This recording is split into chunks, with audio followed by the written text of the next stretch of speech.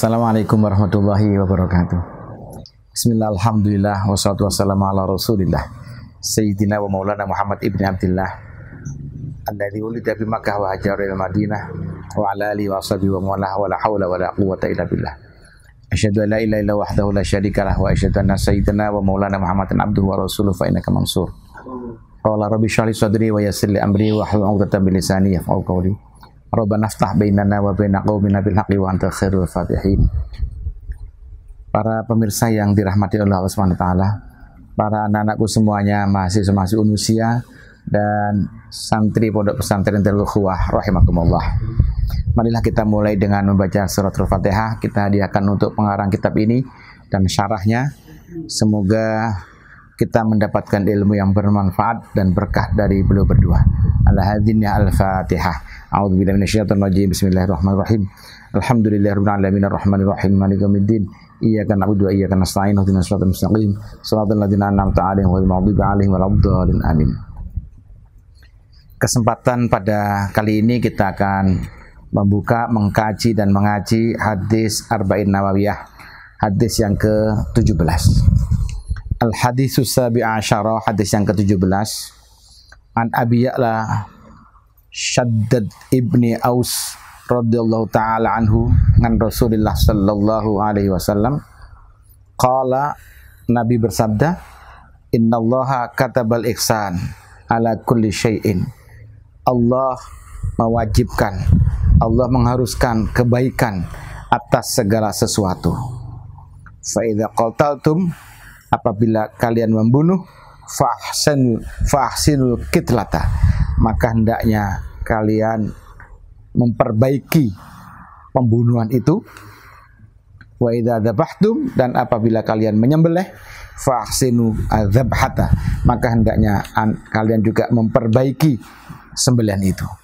Wal yuhidda ahadukum, hendaknya ditajamkan oleh kalian, salah satu kalian, syafratahu, pisaunya.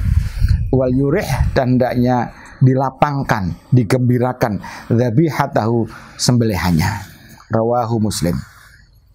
Pemirsa yang dirahmati oleh Allah Subhanahu wa taala, hadis ini mengandung pelajaran bagi kita bahwa ternyata syariat Islam begitu luas.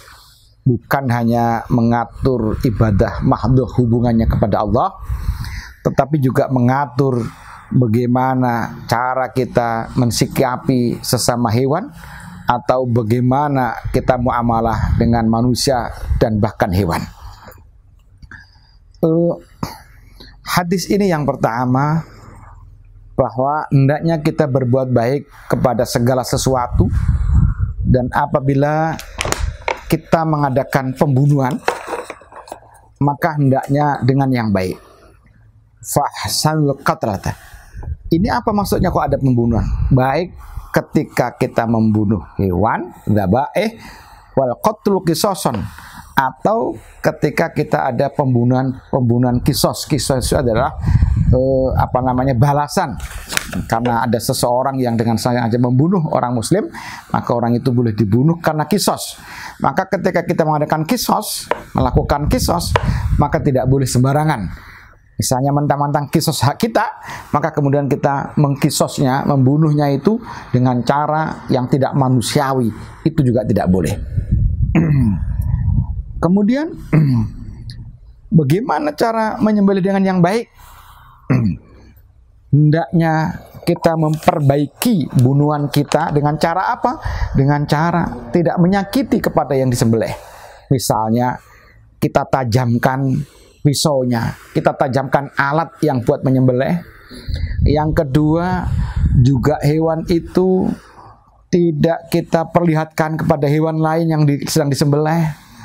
Juga hewan itu tidak kita takuti sebelum disembelih. Tidak kita perlihatkan penyiksaan hewan yang lain, itu tidak boleh. Oleh karenanya maka ada beberapa adab menyembelih. Misalnya kita hadapkan kepada kiblat. Misalnya kita dengan menyebut nama Allah Subhanahu wa taala.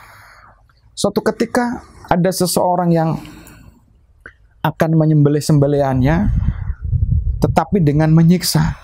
Maka kemudian Nabi berkata, aturidu antumita mautat, apakah kamu akan mematikan hewan itu dengan kematian berkali-kali? Jadi kalau hewan itu disiksa duluan, diperlihatkan kesengsaraannya duluan, diperlakukan dengan sengsara, maka itu berarti, kata Nabi, kita mematikan hewan itu dengan beberapa kematian. Itu yang tidak dikehendaki oleh kita. Jadi kematian sekali saja ketika pisau kita sudah tajam. Hal hadatta syafrataka, apakah kamu sudah menajamkan pisaumu? Qabla antat ja'aha, sebelum engkau menyembelih dia.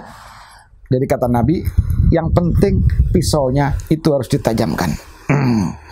Oleh karenanya maka para hadirin rahimakumullah, mempunyai akhlak itu tidak hanya kepada manusia di dalam Islam, tetapi bukan hanya peri kemanusiaan, tetapi di dalam Islam adalah peri kehewanan. Kita menghayati bagaimana psikologi hewan apabila kita tidak perlakukan dengan baik. Para pemirsa yang dirahmati Allah Subhanahu wa taala, wala ta'kulu mimma lam yadhkurismallahu alaihi wa innahu lafasiq. Termasuk adab kita menyembelih adalah kita menyebutkan asma Allah. Jadi sebelum menyembelih itu kita mengucapkan bismillahirrahmanirrahim. Sabda Nabi, sammu alaihi antum wa kuluhu.